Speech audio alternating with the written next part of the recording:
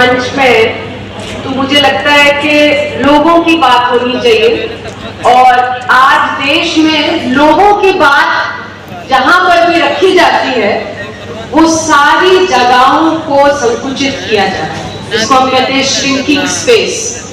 तो अभी हाल ही में V20 हुआ और पुलिस ने आकर V20 की चर्चाओं को बंद करा दिया। अभी भी मैं देख रही थी कि बहुत सारी यूनिफॉर्म में हमारे साथ खड़े हैं लोग और चर्चाएं हम कर रहे हैं और मुझे लगता है कि ये चर्चाएं जरूरी है, क्योंकि जब तक हम कहते हैं कि हम लोकतंत्र हैं, लोगों का शासन है, तो लोगों की बात तो रखनी ही होगी।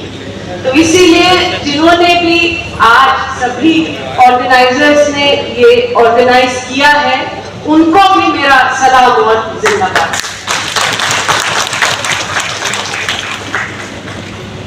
मुझे कहा गया कि मैं सूचना के अधिकार पे बात रखूं, तो मैं यही कह के बात शुरू करना चाहती हूँ कि सूचना का अधिकार कोई और अधिकार नहीं है, वो हमारा सवाल पूछने का अधिकार है।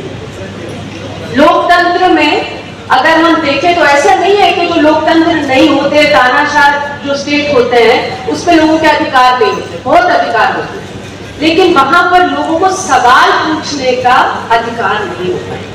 तो लोकतंत्र में जो एक बड़ा अधिकार हमें मिला है, हमारे संविधान से मिला है, वो है सवाल पूछने का अधिकार। सरकारों से और सत्ताधारियों से, जिसके पास भी सत्ता है, हम उनसे सवाल पूछ सकें। और सूचना का अधिकार कानून 2005 में देश में लागू हुआ, लेकिन सुप्रीम कोर्ट ने, उच्चतम न्यायालय ने लगातार कहा कि सूचना का अधिकार हमें हमारे संविधान से अनुच्छेद 19(1) से मिलता है। क्या है अनुच्छेद 19(1)? वो है बोलने की और अभिव्यक्ति की आजादी, कि जब तक हमें सूचना नहीं है, जब तक हम सवाल नहीं पूछ सकते और जवाब नहीं ले सकते, हम तब तक अपने आप को कैसे अभिव्यक्ति कर सकते हैं हम अपनी जो बोलने की आजादी है उसको कैसे इस्तेमाल करेंगे जब हमारे पास जानकारी ही नहीं है। तो सुप्रीम कोर्ट ने कहा है और बहुत स्पष्ट रूप से कहा है कि सूचना का अधिकार, सवाल पूछने का अधिकार हमारा मौलिक अधिकार है, हमारा संवैधानिक अधिकार है। तो 2005 में ये जो कानून आया, ये मैं नहीं कहूंगी कि किसी भी सरकार ने अपनी खुशी से दिया, ये हमारा संवैधानिक अधिकार था और लोगों ने एक लंबी लड़ाई लड़ी, संघर्ष किया, उसके बाद 2005 में ये कानून आया। और इस संघर्ष में केवल कुछ बुद्धिजीवी लोग नहीं जुड़े थे, इस संघर्ष में हमारे देश में गांव में रहने वाले, हमारे देश में आदिवासी, हमारे देश में बस्तियों में रहने वाले सभी लोग जुड़े और उन्होंने कहा हम तो सवाल पूछेंगे, हम सूचनाएं लेंगे, ये हमारा अधिकार है और हमें कानून चाहिए। 2005 में जब कानून आया तब लोग भूल नहीं गए इस कानून को। इस कानून का जम के इस्तेमाल हुआ है और हो रहा है। हर साल हमारे देश में 60 लाख के करीब RTI एप्लीकेशन लगाई जाती है और लोग सवाल पूछते हैं। सवाल किस चीज से पूछ रहे हैं लोग सवाल पूछ रहे हैं कि आप हमें बताइए कि हमारे नाम का इतना राशन आना था, वो कहां गया राशन? चोरी है तो कैसे बताया जाएगा कि चोरी है? महिलाएं जाकर अपने राशन के रिकॉर्ड निकलवा लेती हैं दुकानों के और मालूम पड़ जाता है कि कितना राशन आया और किस किस को गलत तरीके से बांट भी दिया गया, ये भी आ जाता है कि किसको बांटा, कितना बांटा, वो सारा डिटेल लेके भ्रष्टाचार उजागर किया जा रहा है।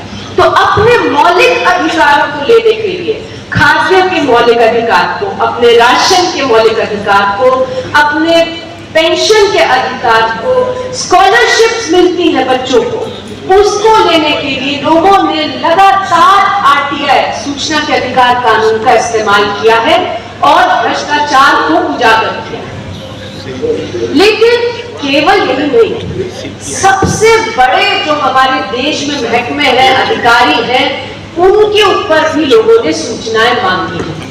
लोगों ने सूचना मांगी कि जो हमारे राजनीतिक दल है, पॉलिटिकल पार्टीज है, इनके पास पैसा कहां से आता है?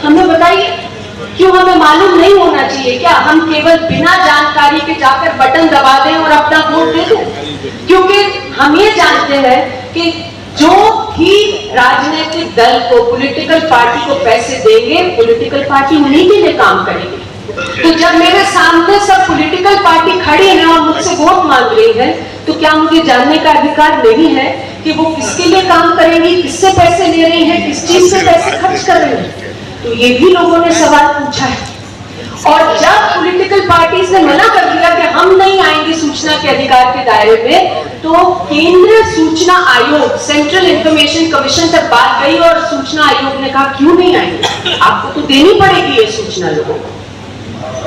उसी तरह से लोग पूछ रहे हैं कि इतने सारे पब्लिक सेक्टर बैंक हैं, आप ये सोचिए कि कोई एक किसान कहीं पर, आदिवासी कहीं पर एक लोन लेते हैं, 5,000 रुपए का लोन लेते हैं, वो लोन लेकर भाग सकते हैं क्या?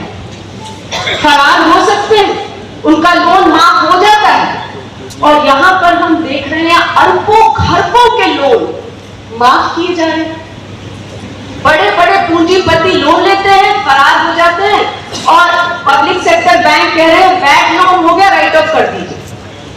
तो लोग पूछ रहे हैं किसको आप बैड लोन देके, राइट ऑफ करके आप माफ कर रहे हैं लोन? पैसा तो हमारा है, लोगों का पैसा है ना पब्लिक सेक्टर बैंक में। तो लोग सूची मांग रहे हैं कि आप लिस्ट दीजिए कि कौन कौन फरार हो गए, किसके लोन आपने राइट ऑफ कर दिए।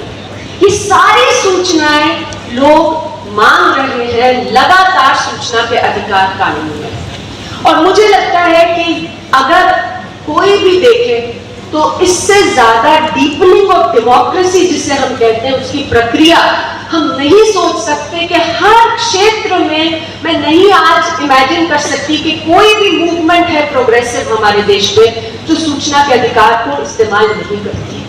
सब करते हैं, एनवायरनमेंट पे काम करने वाले, माइनिंग पे काम करने वाले, जहां पर भी हो सूचना के अधिकार कानून का इस्तेमाल हो रहा है सरकारों को जवाबदेह बनाने के लिए।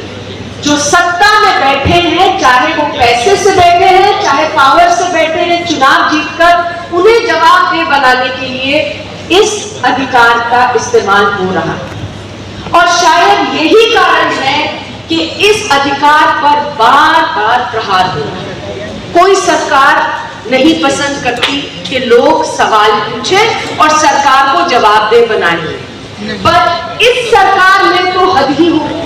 2014 से आज तक एक भी सूचना आयुक्त की नियुक्ति नहीं हुई है केंद्रीय सूचना आयोग में, जब तक लोग कोर्ट कचहरी का दरवाजा नहीं खटखटाते। रिटायरमेंट हो जाती है, खाली पड़ जाती है सीटें जो कमीशन में है, इंफॉर्मेशन कमीशन में, लेकिन अपॉइंटमेंट नहीं होती। ये क्या तरीका है? ये वही तरीका है कि अगर कोई होगा ही नहीं, दफ्तर खाली पड़ा होगा, तो अधिकार का कोई मतलब ही नहीं रह जाएगा। अगर मुझे सूचना नहीं मिलती, सरकारें सूचना नहीं देती, तो मैं कहां जाऊंगी? मैं केंद्रीय सूचना आयोग में ही जाऊंगी, मैं सूचना आयोगों में ही जाऊंगी। अगर कोई आयोग ही नहीं होंगे तो सूचना